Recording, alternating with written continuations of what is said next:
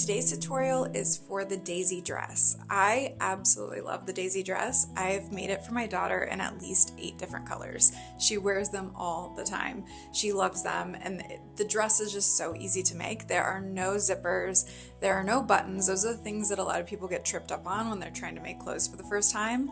It is simply a tie back with an elastic around the waist. It is so easy to create. The dress is by Oh Mio My Sewing Patterns. This is a little pattern shop that I absolutely love. I use all kinds of patterns from them for both myself and my daughter. So it's super easy. I will pop it into the show notes.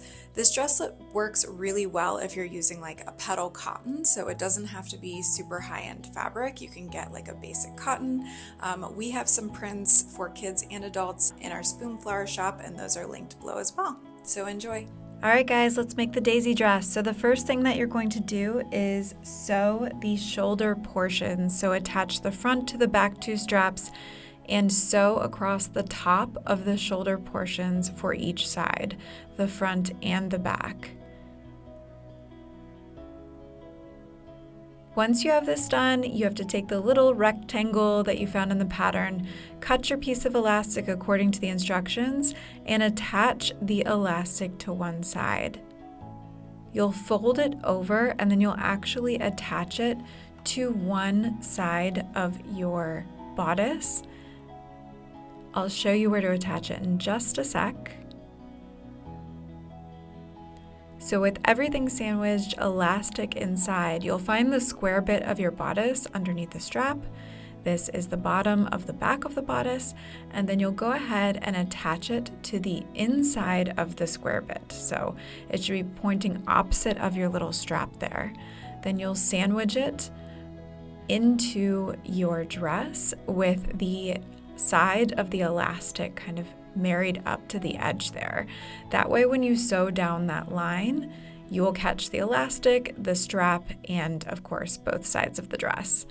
We'll go around and pin the 2 bodices together, the inside and the outside, making sure that we get the edges nice and tight and lined up with each other.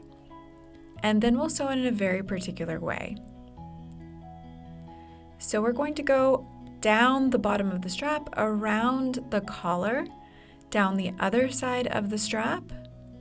Then we're going to leave a bit of space, go around the armpit holes, and sew in that little teeny channel with the elastic.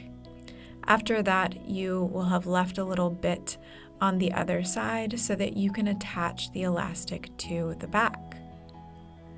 Then we'll go around all of the places that we've just sewn, now that we've got it turned inside out, and create a little finishing edge. So I would sew a little 1 centimeter seam allowance-ish, if you will, type space around the entire edge of the bodice.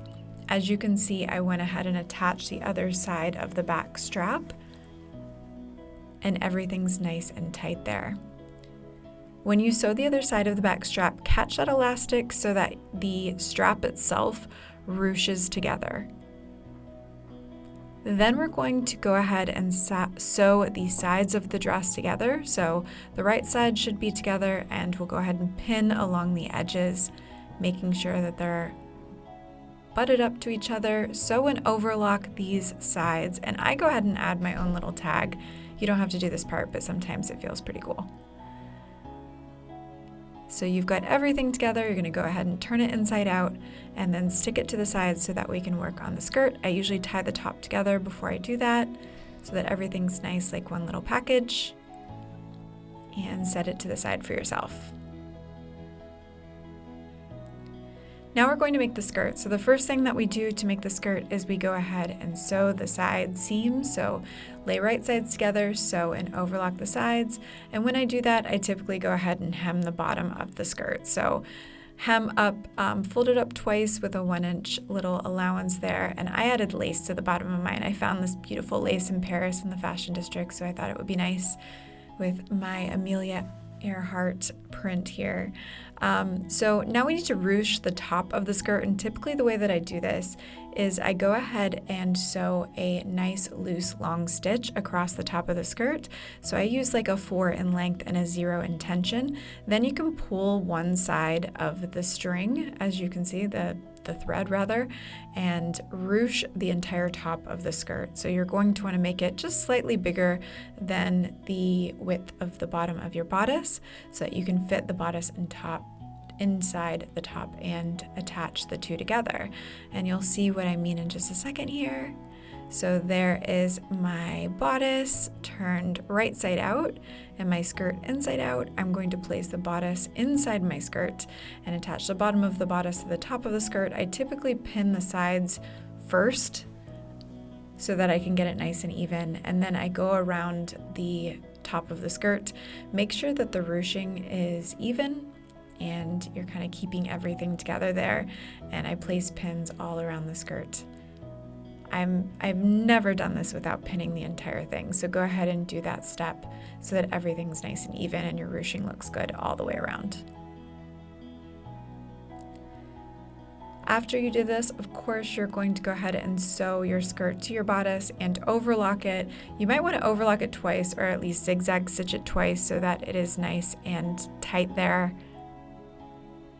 Your daughter's going to play on the playground a lot in this dress, and you don't want it coming undone.